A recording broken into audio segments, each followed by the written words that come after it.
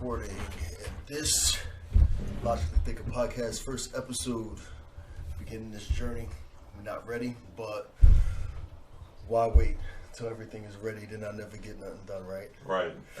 So I'm here with my brother, Mr. Niam Muslim. Yes, sir. Let you introduce yourself, brother. You have many accolades under your belt. Well, Niam Muslim is good.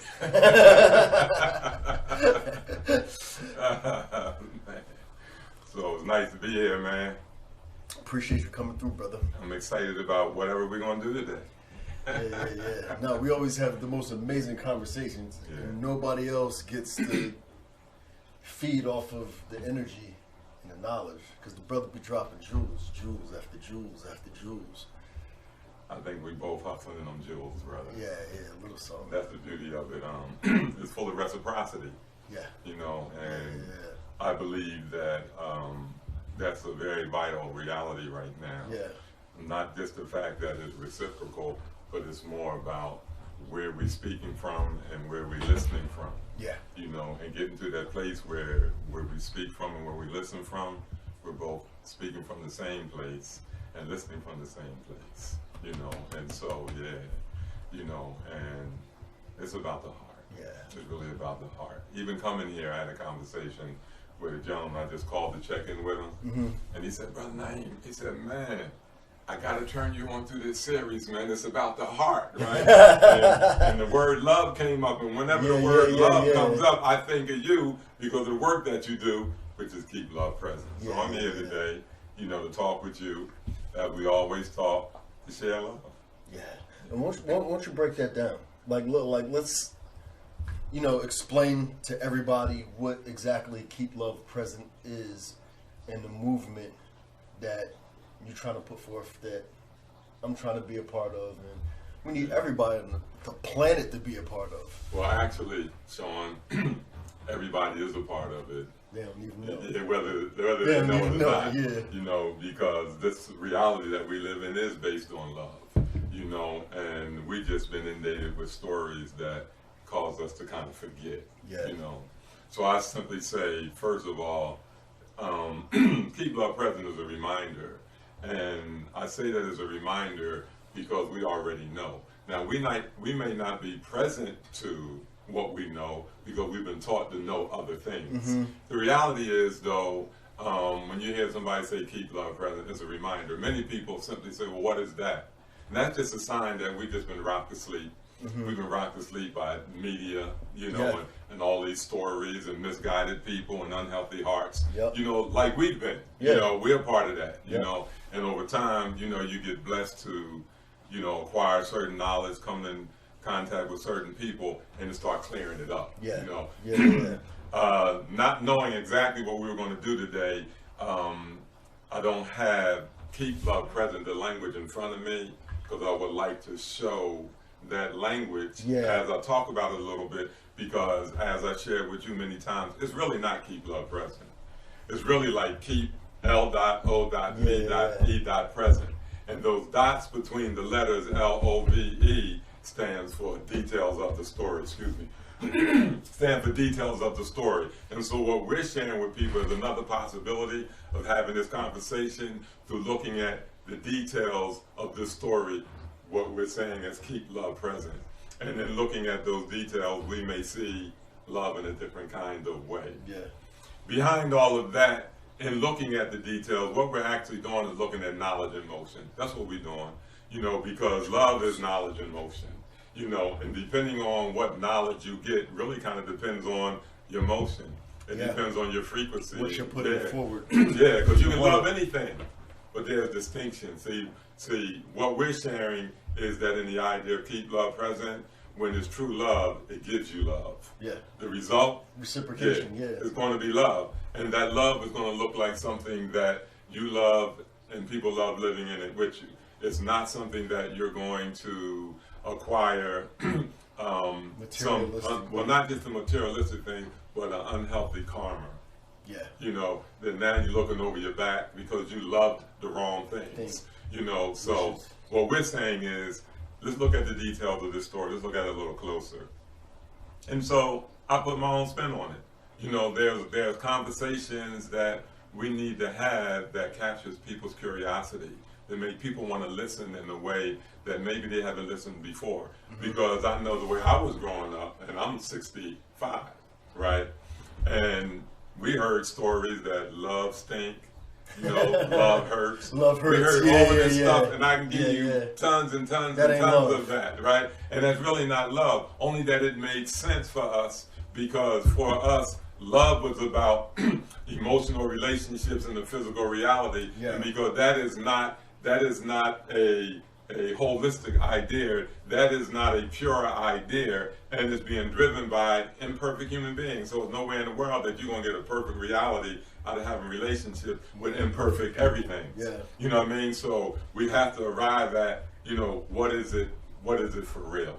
You know, and so with love having all this bad rap, I mean, you know, sure enough, you know, things ain't gonna work right, because in the back of your mind, you know, you in love with somebody, because that's what we've been taught love is, but it's so much bigger than that. And the more knowledge we acquire, the more we arrive at seeing love differently through that knowledge. And you come a more to find expanded version, without doubt, instead of this egoic perception that we engage with, and it's stored in our head.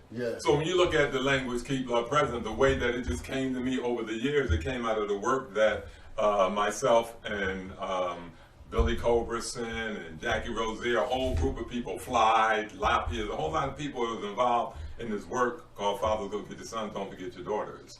And as we begin to respond to that social need, the idea showed up. The problem is love. You know, we begin to, so we begin to just have conversations about love, and we realize how distorted the idea is and all that came with that, right? And so that's where Keep Love Present kind of came out of, well, why fathers go get your sons? Why don't forget your daughters, so we can keep love present? Okay, and so what is that? And so over time, man, you know, it was just given to me through people and through my commitment to just want to be a better human being and wanted to have a healthy relationship with my family, first of all, you know what I mean? Because we like having these relationships, and they all broke down like a lot of families in the family of people of color. And it's not stuff, man, it's not something that's foreign. So many of us is dealing with this broken down family structure and not getting to the bottom of it. Because that ultimately leads to broken people. It's like nature versus nurture. You know, because if somebody's not nurtured, they don't know what a healthy environment is. They don't know how to love themselves. So when they go out in the world, that perception of love is without doubt put out, and then that's reciprocated over and over again to give us a bad image of. And we got it, and we see it now. We see how it's working now. You know, it's so hard to have healthy relationships with people. You know, because people being taught by the wrong teachers are conditioned in those realities, you know. And so I believe that the language Keep Love Present, when it showed up, I believe it was a language that kind of captures the curiosity of people. And because the way we've been taught love, my spirit said give it a distinction by putting those dots between those letters, right? Now that's a whole nother kind of conversation. Only that the thing that I'd like to just share today as you and I are speaking is what you requested of me in terms of breaking down Keep Love Present. And I just wanted to start with the fact that when you read it, you really read and keep L.O.V.E. present, and those dots, DOTS, stand for details of the story. And so when we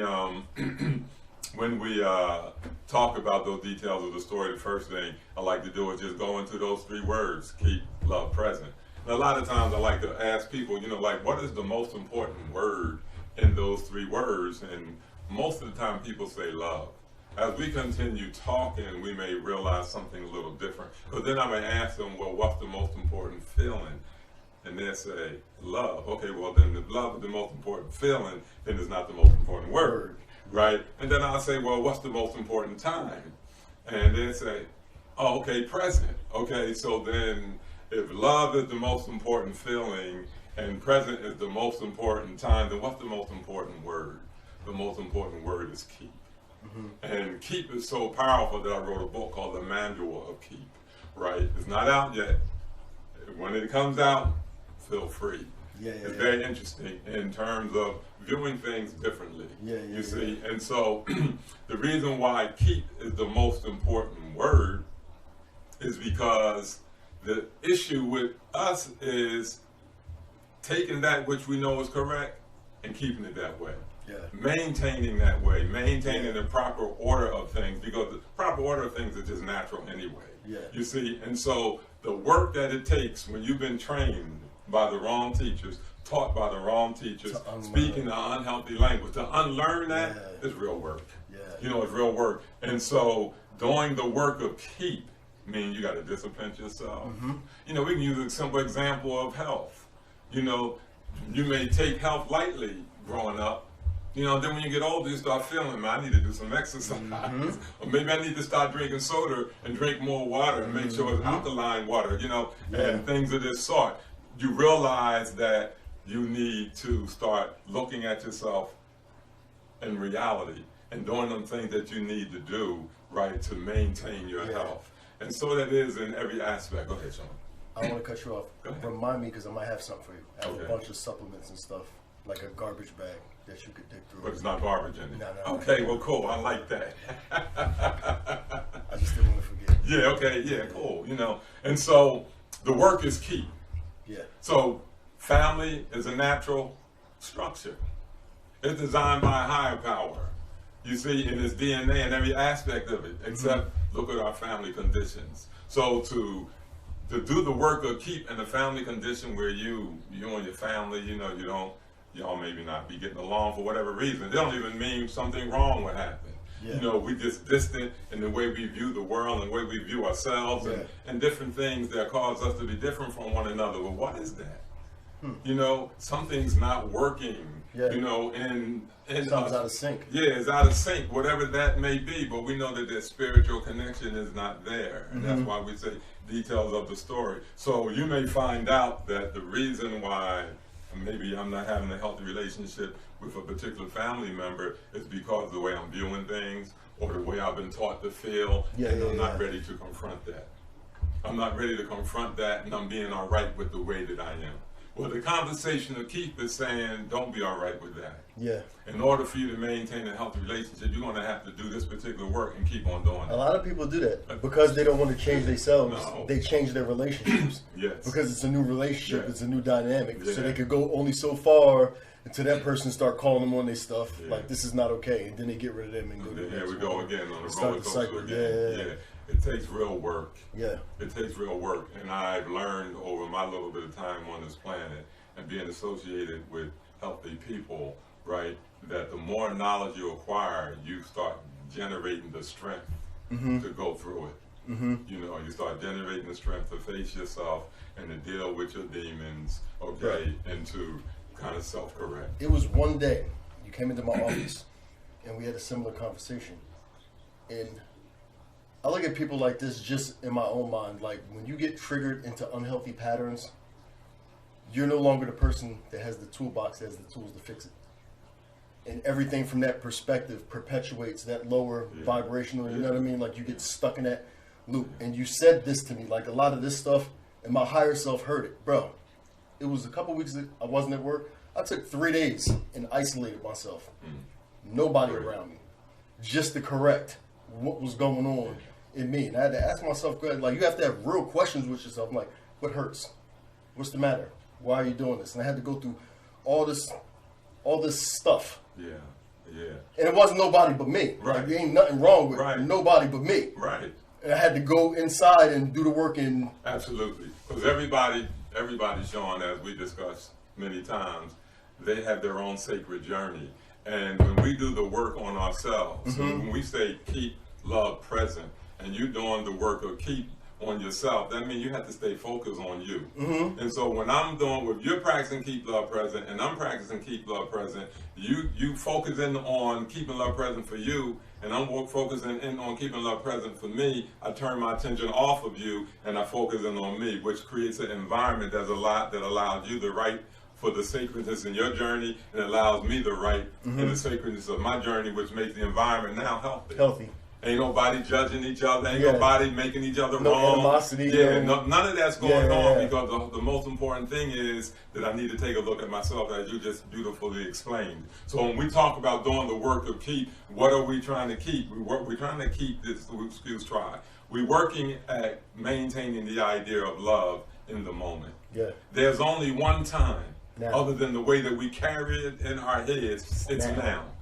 And so the work of keep is about making sure that love is always present now. Now. And since there's never another now, it's just now all the time, right? Then you have to work in the now to make sure that love in every moment, every second, everything that you do. So when you embrace that way, then you're on a great journey of restoring yourself, And so taking on that, to create an opportunity for yourself to go into a sabbatical or whatever people want to call that, sacred space for whatever length of time, so you can be really honest with you. You come to find out that the reason why you have these realities going on in your life is because of how you're seeing yourself and how you're seeing the world.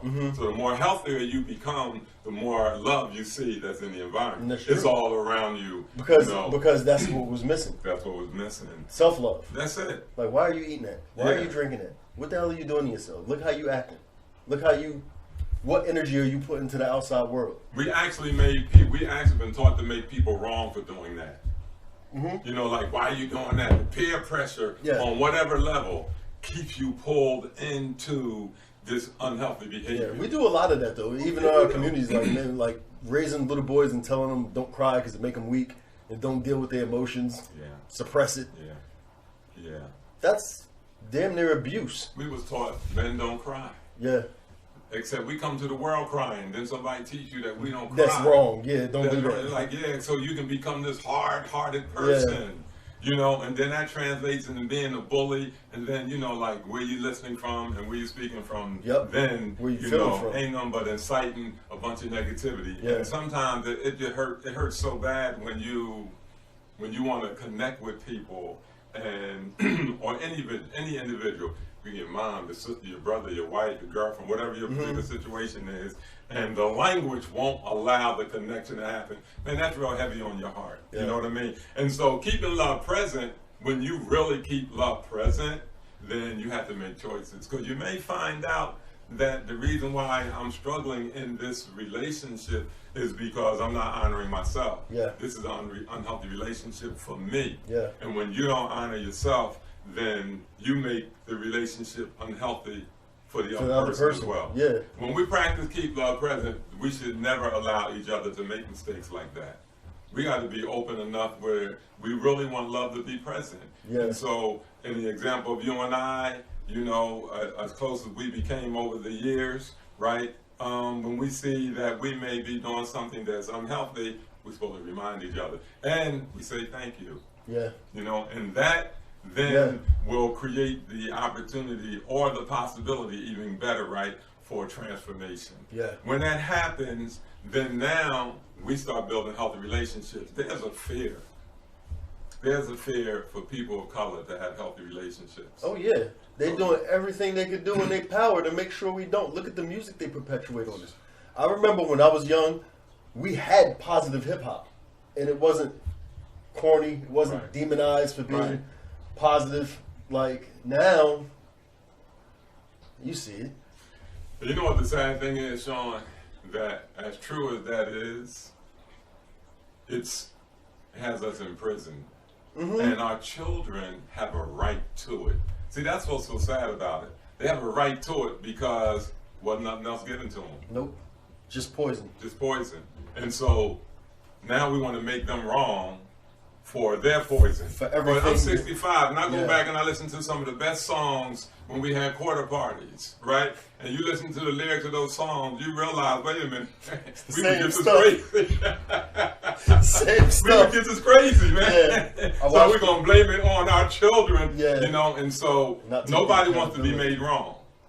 That's why the wisdom of keep love present, when we embrace it, it brings you back to a consciousness within yourself, where you self-correct and you become a different person, where people now are more comfortable around you. And me, I've always been a disciplinarian. Like, I was so tough with my children, you know what I mean, that any opportunity that I have to do something good for my children, I do it. Not because I judge myself as a father, I only tell the truth. Yeah. You know, when you're a disciplinarian, as I was when, you know, as a young father, I didn't create the space for balance. I was protecting my children. I knew what I was doing. And when I did it, it was forceful. I didn't play. They didn't get to determine that what it was going to be, because I knew they were going to walk into a trap. Only that, all they had to do is be balanced. They would have handled that the same way I handled that, you know. Yeah. And so, you know, you develop these unhealthy relationships, you know, just as a result of not understanding. Yeah. You know, and so I work to be that person that I want you to be able to feel comfortable coming to me and talking, and that means that I had to do work on myself to come out of that arrogance and to come out of that ego and to come out of that right and wrong and that judgment. But that's all it is, ego, because nobody wants to be correct. They want to be right. They don't want to understand. They don't want to understand. They don't want to give nothing up, sacrifice nothing, even if it's an idea. Right.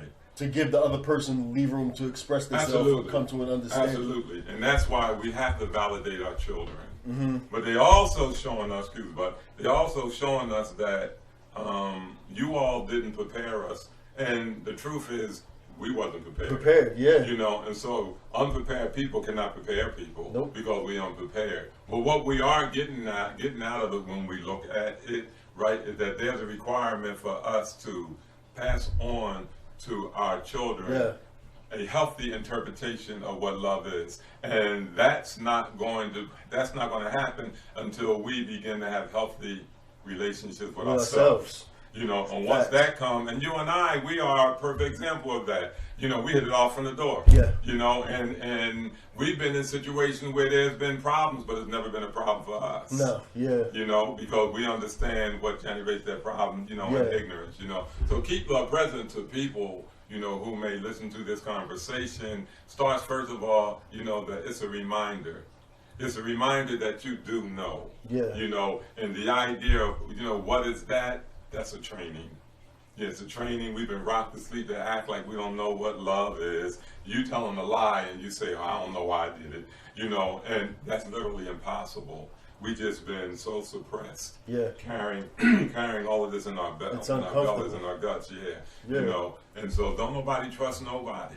You know, because that's what happens when you're miseducated.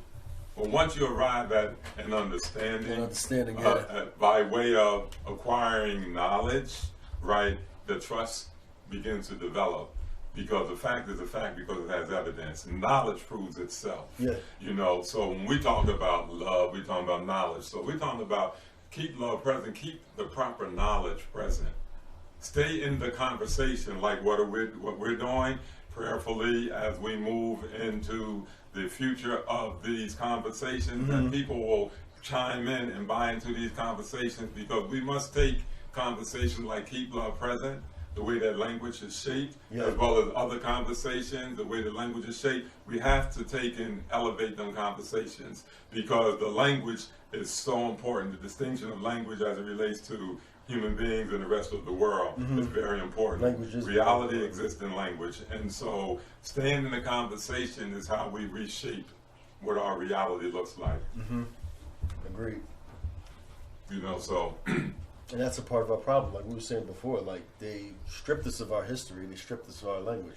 Now we only have their language to work with, and it doesn't fit.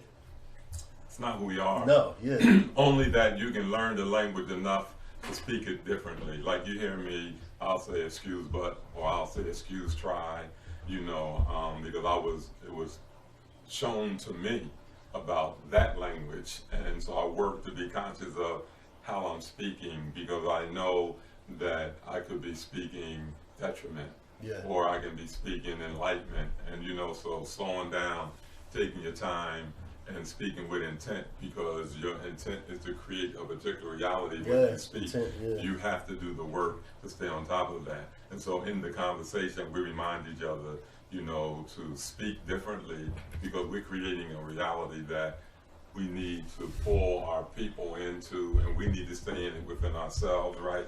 That is healthy. Because, you know, Sean, love is just love. You can love a cup. You can love a rock. You can love the wrong thing to your detriment. It's just love. Yeah. You see, and so without knowledge, and you don't have the distinction, the direction, then you're loving the wrong things, and you will know what wrong is because it becomes unhealthy to you. Yeah. When you're loving the right things, you will know it because it feels good, it's enlightening, you know, it's embracing. And, a gentleman said to me one time, he said, Brother Niam, you know, a good definition of love is that which you can keep close to you. So when you find people not wanting to be around you, it doesn't mean that, you know, how you loving is wrong. It may mean the way you're presenting yourself. You know, it's foreign to them. Yeah, and not just foreign, it's uncomfortable. Yeah, it's uncomfortable. Yeah. Some people, like people that I've seen that have unhealthy ways of being, do not like healthy environments. It's boring. There's something wrong with it that they got to get away from it. Yeah. Yeah, well, see, you haven't exercised it. You know, that's why, you know, a lot of classes and seminars that I do, I just tell people, look, you got to make yourself do it. Yeah, discipline, you know, self-discipline. Yeah, you got to make yourself do it. You don't make yourself do it, it's not going to happen. You know, there's no easy route to this thing. You know, when mom was laying on her back, there wasn't no easy route for you to exit her womb, you know what I mean? Yeah. Or a seed in the ground, there's no easy route for it to break the surface of the earth. Pressure is just a natural part of growing, and we have to embrace that. We've been abused so much, right, where we don't want to deal with that. Yep. Except it's something that you have to deal with it. But going back to L.O.V.E. we're saying the details of the story will get you to the love. Yeah. Versus the love that translates into bad relationships, you know, unhealthy everything. Now you hear people like, I'll never love again. Okay. And the truth of the matter, excuse me, the truth of the matter is you're really operating out of love. It's just distorted. Yeah. You know, and the whole idea of these three words, keep love present, is that we understand them in their context so we can see that it's a formula for restoration. Yeah. You know, and when you do, well, this self-hate, man, is you know, it's a barrier. Yeah. And that's why we got to do the work on ourselves. We've been taught, you know, everything is a problem for us, except, you know, like, who's telling us to really work on ourselves? You know, we have to work on ourselves. Yes. You know, and you know, a puzzle is called a puzzle, in my view, is because the pieces in the box is puzzled. You know, and your vision been distorted. You go to the store and you buy a puzzle, but when you look at the box as a vision, you don't see the vision, you buying a puzzle, right? And so you open up the box, you got all these pieces in it, and all these pieces is a part of the puzzle. And that's indicative of how we are. We don't see our clear story, you know, and so whatever's been given to us, we've been made pieces of this story that's anemic, that's not even our story. Yeah. So all the pieces is puzzling. So when you bring pieces together, you know, we come together because of what we like, you know, what we think we feel, what we think we see, and that's not enough, you know, to sustain a healthy relationship. You have to become a healthy person to sustain a healthy relationship. So that puzzle got to do the work on itself. So you got to tell yourself the truth. You know what I mean? Yeah. And I know from a Muslim perspective, one of the things that's real big is that want for your brother, love for your brother what you love for yourself, and that's real. So you have to really take that on. Do you really, really love for your brother what you love for yourself? So you may have a body of knowledge, right? And you love for your brother, you know, what you love for yourself, then share that body of knowledge with your brother. Yeah. And are we really doing that? Most of us know. And in many ways, we are not doing it's like the old cartoon thing, like it's one for you, one, two for me. It's about raising us up as a people, not as an individual, you know. And we've been taught in the misconception of being an individual. And so we have all these well-developed people with underdeveloped community. That speaks for itself. Yeah. You know. So Keep Love Present was inspired on my heart. I've done a lot of work over the years, and I just shut it down because I've seen that for me and how the feedback I was getting, you know, in my journey is that we weren't really making a difference in people's lives because we really wasn't making a difference in our own life. And so as the idea of Keep Love Present began to manifest itself and mature in me, I recognize, man, that my responsibility in the world is to be a very good person, develop excellent character, excellent moral character, and share that gift with the world. Because inundated in the idea of keep love present, love is a gift. Yeah. It's a gift. And so when you practice and keep love present, we're giving the gift of love to one another, not the gift of immorality, lying, supporting each other in foolishness, you know. But that's what we do. Yeah. We supporting each other in what we learn how to do. So it's not who we are, it's our program. Yeah. And we got to unprogram ourselves. Yeah, from a lot of things. From a lot of things. And it's going to be that knowledge. And I think sometimes the best way in teaching people, Sean, is just be an example. Be an example. Live it yourself. And in living it yourself, you have no idea how much you're teaching everybody. Like, oh, okay. People be watching you. You in the supermarket, people watching you. You don't know they're watching you. And you may demonstrate a particular practice, and they're like, wow, that was beautiful. You know, and it may resonate with them. And here they may be doing it. We don't see how far it goes, but what we do know is that everything is mentoring everything. Yeah. You know, and so Keep Love Present is talking to everybody, like, start working on yourself. Yeah. We can talk about some other ideas about Keep Love Present, which is a whole different kind of conversation, but the most important thing is when we hear it, it's a reminder. Yeah. You know? And I think what you said about well-developed people in underdeveloped communities, I think those people are paying more attention to their influence instead of paying attention to the work that's done inside. Like, you're more concerned with outer shit than... Yeah, and we loving them things more than we loving each other, you know? And how many of our children come to the world and they carry a gift, and that gift gets lost in the way we've been taught to be? Because we believe that we're the one creating the children, except when you look at our history, I like our story better. Our ancestors knew that when a child came to the world and had a particular spirit that they was carving into something, they didn't try to change that. Yeah. Use try. They embraced that. Yeah. Oh, that's what they do. And let's give them everything that they do and let them do it. Everything you need to do that. And we have such a great story, such a great reality that we're not even present to. You know, and because we're not present to it, we don't feel it. How you gonna love it? You're not present to it. You know, and so being patient with one another, and just despite everything, and this is hard. It is. Despite everything, keep loving. Yeah. Understand, love has a particular context. We are not talking about I'm just loving you unconditionally. I don't accept unconditional love. No. No, I believe that love has a condition. Yeah. And the proof of that is for you to practice keep love present, you're going to have to condition yourself. Structure. Yeah, you know. And so knowledge will bring you to not unconditional love, but absolute love. You see? And so when that absolute love shows up, then you find yourself in a different frequency. You know, and people, that's all they want, period. We come to the world as babies like that. That's all we want. And then the story will rewrite itself, and we have to allow that to happen. You know, so. Yeah, from that the story writes itself. Yeah. You know, and we're working on, we have a web page right now that we haven't introduced because it's not what we wanted to be. Been fledgling with what is this thing supposed to be, and I think we got it now. You know, so we're going to be parking that, and we're going to be redoing all of that, and you know, so we're going to be doing the podcast and you know, other things that we feel we need to do to heighten the conversation, bring people more aware of the conversation of just simply keeping love present. You know what I mean? I can see you could be in the market and maybe, you know, you accidentally bumped the paper towel or something and it fell. And then somebody behind you didn't even know it fell, that they just pick it up without judgment. You know, those kind of acts of love, you know, going on all around us, you know, this creates this rewarding environment, you know. There's no watch what you're doing, none of that. Just, you know, turning us into battleships. We always fight, always fighting. And that's the trick of the enemy. This horrible video that's going viral. It was, I guess, some people were shoveling snow, and they were shoveling it and throwing it in a guy's driveway or something, and they start going back and forth. This man went in the house and got a gun and shot this couple in the street.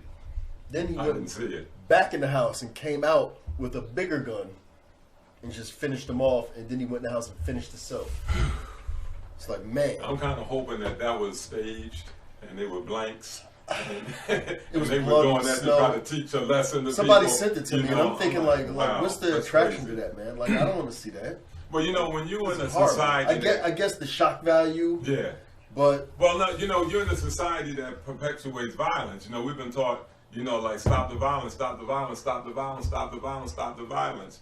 When you're not creating the violence, except violence is put in front of you all day, in cartoons and the news and everything. Desensitized you start you're trained to see violence. to accept it, Yeah, and you put your energy on stopping the violence. And I'm saying, in a different way, let's don't stop violence. No. Let's keep love present. We keep love present. There is no violence. Yeah. You know what I'm saying? Yeah, and so keep love present. You know, it's a power that you have the ability to do. You see, and when you embrace that way, you start seeing where violence comes from. Yeah. You don't want to have nothing to do with it. The lack of. You know, as other human beings, and it's like you just as human as they are.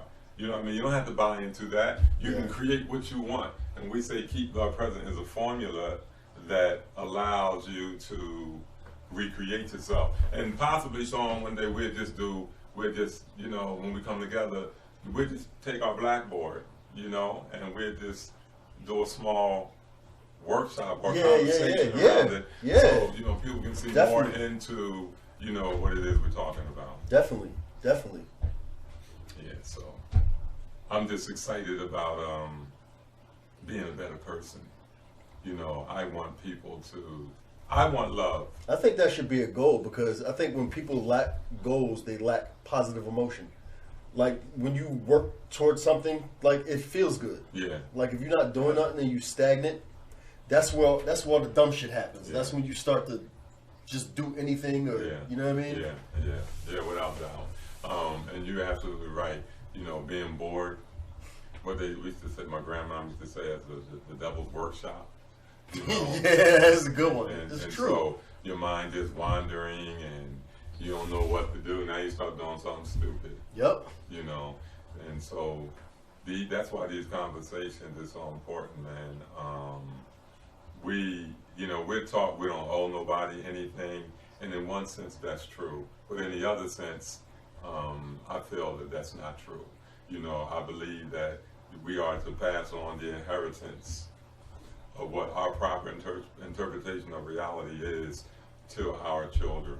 And when we don't do that, then they create their own. Yeah. And then we make them wrong, and we talk about them. You're perpetuating all kind of hell when you're doing that. Yeah, and you're making them wrong for what they do.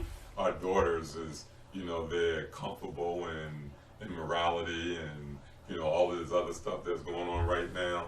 And then we talk about them in the house like, look how that girl dressed. Look how she just said that and the other. Yeah, where she get it from? Like both sides. Like if you and especially the men, Sean, we got an awesome responsibility as men to protect our families.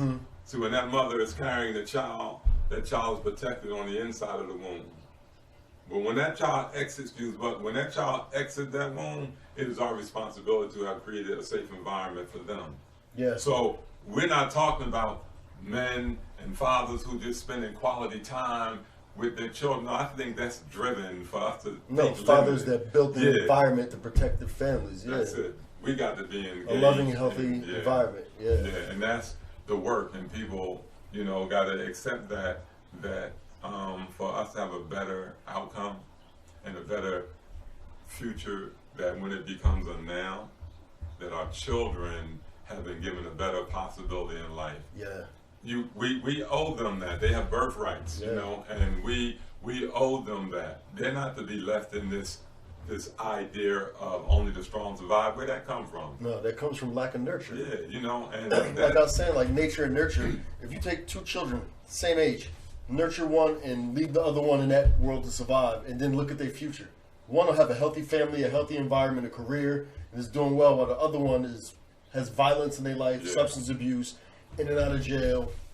I remember a study about serial killers. They come to find out that a lot of the serial killers were incubator babies. Really? Yeah, they didn't have no human touch. That makes sense, because your system, like, you need a mother's touch, like you need her, because it releases endorphins. Yeah. When that's missing, You get that. So it makes it easy for the hurt people because you substance abuse. Yeah, you're disconnected. Yeah. So that we really need to have that, man. And I keep going back to keep love present for this reason, because I believe that a part of the trick or a part of the trap that we find ourselves in is to keep talking about these stories. And in talking about these stories, we're making sense out of them. We arrive at a rationalizing, right? And it makes you feel good about yourself, and it makes you have some level of self-esteem. And everybody wants to feel good. And so when you arrive at that level of self-esteem and you're feeling good about yourself, then you think you did something. The truth of the matter is that you're not. No. You're not. And because we're only keeping those stories going, people staying stuck in them stories. Keep love present takes you out of those stories and make you look at the story of yourself. Well, I mean, like if you could take those stories and reverse engineer the lessons and then apply you get love out of it. When we say keep love present, that means that you got to get love out of the lesson. And so, yes, you can reverse those stories. Except, why do I got to keep reversing the story? Why each generation got to keep reversing the story? Yeah. No, I know what you're talking about those old. I bet you they're playing Roots right now. Yeah, they are. All 97,000 hours of it.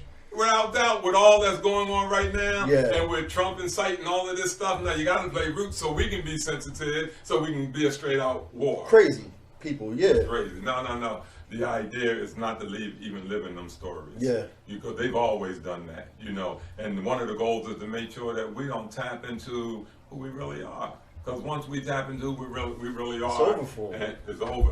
Yeah. And it's going to start with each individual, in my language, practice and keep love present with yourself. And let the truth of getting healthy tell you what the real story is versus the social stories, the social constructs that make sense to us because we've been living in it. That's why it works. Because we've been living in it and it appears real. No. Reality, we get to create it. Yeah. And if we don't create it, then whoever creates it can continue generating it and making it. That's what I mean by when I say it's over for them. I don't mean nothing. It's over for them creating our reality. Yeah. It's over for this poisonous place we live in. I literally, Sean, kind of stopped like a lot of the self-helps, all these stories. I got to a place where I stopped even going to those. I deal with me, like this human being, this human body, this human reality is an excellent mold. And inside of understanding self-knowledge, understanding your body, understanding how you work, you get the answer to everything. You know, and now that story ain't important for me no more. When I walk through the world, when I move through the world, I work to leave trails of love. Acts of love everywhere I go. I just want to work to leave acts of love everywhere I go. And sometimes I have great days and other days that I don't because I'm conditioned in the same thing you and I are talking about. So tomorrow I'm going to be mad as hell. You know what? That's fun because I do the same thing. And when I told you I had to isolate myself because I was off balance. Because I was doing it for everybody else but myself. So I got to a place to where I wasn't drawing healthy boundaries. And I was pouring for it from an empty cup. Like just exhausted. Keep love present is the conversation of the gifted. See, when you're practicing keep love present, you're sharing gift as love. Love as a gift, to people. That's why we say it's a conversation of the gifted. And that turns into something else. For example, yourself. You know, I know you in one of your crafts that you love, you know, and that is that, you know, you are expert in this kitchen, you know, and you do wonderful things. That's the love. That's the gift that we pass on to people. You know, when you're in this kitchen and you have a particular skill, you know, and you can do all of this great stuff, you know, with food, because you got this culinary skill and talent, right? You teach people how to eat, you know, how to feed yourself to live. And this is what we mean when we say the conversation of the gifted. Whatever gift that you've been given, right? Share that gift with one another. You building a house. That's what it's for, right? It's a gift. You building a house. When you call for a plumber, you don't go looking for a resume about their personal life. No. You go looking to see, do they qualify? Are they a plumber? Yeah. And then they qualify. You call them in, you don't know them from the dark side of the moon. Because that's not your interest. Your interest is that you have a particular skill. Can you repair that for me? And that's where we're supposed to get to the place where we're sharing our gift with one another, not stories all day long. Agreed. We sit around and we drinking and whatever it is we doing or not drinking, we keep sharing these stories and nothing's coming out of it except for more stories and artificial sense of self-esteem. Yeah. No, let's work. Yeah. Let's do some work. Let's start with working on ourselves and work harder at being a better person. Work harder at developing healthy character, healthy moral character than you did in anything you ever done in your life. I agree. I think a lot of the self-esteem talk comes from people not doing nothing. Oh yeah. Because if you was doing it, what are you talking about? What are you talking about? Like, what are you talking about? How you... The language creates our reality. And our language, we so out of integrity, man. You know, we say something. Look, Sean, I'll be there at 7, and don't show up. Don't call to say I'm not going to show up. And then when I come around, you act like I never did that or I never said that. You know, and this is how we are, man. You know what I mean? And we cannot move people. We can move ourselves. You know, and my conversation to everyone is to embrace those who are growing and embrace those who's making the sacrifice, you know, for the whole and not for yourself. Because bottom line is, you're selfish, your problem. That's just the bottom line. Not making you wrong. It's just that if you're selfish, you're withholding the love that I need. And when I'm selfish, I'm withholding the love you need. And as long as we're doing that, then those who want to see us self-destruct, they happy with it. Give them more to be selfish about. Now, make this form, make that form, and so they can distance themselves from each other so much that when they do see each other, they hate each other so darn deep. Because what we really want is love. We really want a healthy love. You know, my grandfather used to teach me that about language. If I was around him, I wasn't allowed to say I can't. I had to say I don't know how. That's so it. I could learn. So I wasn't allowed to say I can't do this or I can't do that. We just had that conversation in our celebration gathering Wednesday. The same thing you're talking about right now, you know, and this is very important, man. So let us keep at this. You know, let us keep at this, and as we move forward, we're going to be more intentional. We arrived. Without doubt. You know what I mean? So look out, y'all, because we part in the waters. You know, we're coming and we're sharing our story as well. You know, and in sharing our story, our hope is that people benefit from it in such a way that the goal becomes, let me become a better person. Forget all the stories. Let me become a better person, and then let that story become the thing that we talk about. And then those things, when we talk about them, we'll see how people are being blessed by that story, and we're being raised up as a people. And that's the commitment. That's the commitment where I am. You know, none of the other stuff means that much no more when you get older. You know, and so as a 65-year-old man, who knows how much time I got left? I feel pretty good, but who knows? You know, a lot of time. That's what any of us, regardless of age. For real. You know, and so when I do my classes with the young brothers, you know, I tell them the only thing I want to do is give them what I learned. And prayerfully what it is that I've learned for myself, you may benefit from it and create a better opportunity for yourself. You know, I believe, man, that I'm brilliant. And my life has showed me that I'm brilliant. I've been in the wrong story for a long time. So now I'm 65 and I'm writing books. I'm doing all of this great stuff at 65, and I'm like, but I should have been doing this at 21. I could have been doing this at 21, you know. And so I share what I share now for those at a young age that you can be doing this now. I started my 3-day hiatus. I'm almost through the first chapter of my book. That's great. That's great. So I don't know, Sean, about it, but you know, I don't know what else you might want to say today. You know, no, bro, I think we covered a lot. I think we did. We was all over the place, but it was good. That's It was good talk, man, and so I like these without a format. And I think eventually we could get to the point where we could even take some callers. Oh yeah, I think that'd be good too. No, I think we need to take callers because we're asking people to engage in the conversation. You know, we have to be open for those conversations. And plus, they're going to bring some they're gonna bring another part to this conversation that we're not present to, but we need it. Yeah. You know, so yeah, everybody is a part of the journey. Yeah. You know, and everybody has something real valuable to share. And the goal is to massage all that information to get people to one place. Forget all the stories. What is the story of you? Yeah. You know, the story of you transforming yourself Not from what you was taught to be to the possibility of who you say you want to be. Yeah. And that person is a person that's generating love and kindness. And you know, I when the snow came the other day, I went down the street and a couple of young kids on the block in the complex where I live. I said, "Man, let's build a snowman." You know, and they said, one of the boys said, I think it might have been about 8. He said, "No, that's okay." And I said, "Why not?" He said, "Man, that's too much work." And I said, "Okay, how about I show you like that, right?" He said, "No, that's okay." I went and started building a snowman on my own, right? So I'm over there building the snowman, and they looking out the door, right? And so slowly but surely, here they come. 1, 2, yeah. Can I help? I'm like, yeah, you can help. I didn't beat them down. I just started modeling what I wanted them to do. They came out and helped. And one of them came out with a carrot. You know, they came out with buttons, you know. So now we're going to dress up.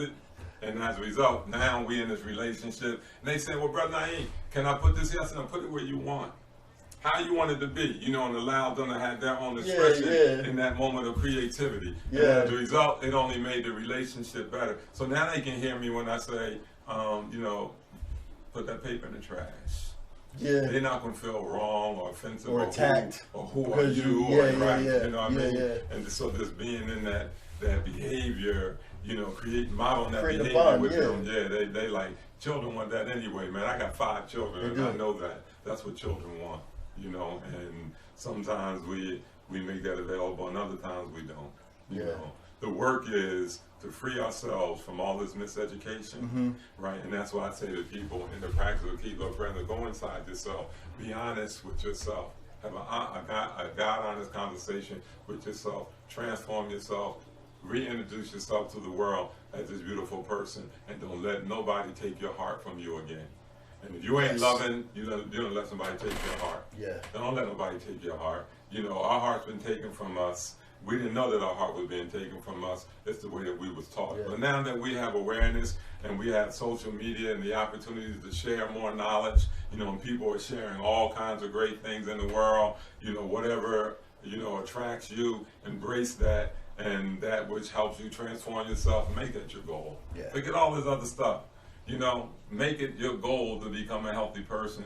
There's something that happens in your spirit that no one can teach you. Yeah. When you get healthy, you align yourself in a relation again. And once that alignment takes place, whatever's supposed to come through you is going to come through you. And you're going to love it. Yep. And you're going to be unstoppable about it. And you're just going to want to give it to the world. Facts. And that's how I am about Keep Love Present. My journey led me to this conversation, right? And I'm just unstoppable about having that conversation because it's just a beautiful thing to keep love present with yourself. And if you're doing that, people are going to enjoy you. Yeah. On that note, we're going to get out of here. That was a good one. Thank you, brother. Thank you, brother. And we liking it. Love you, bro. Love you back.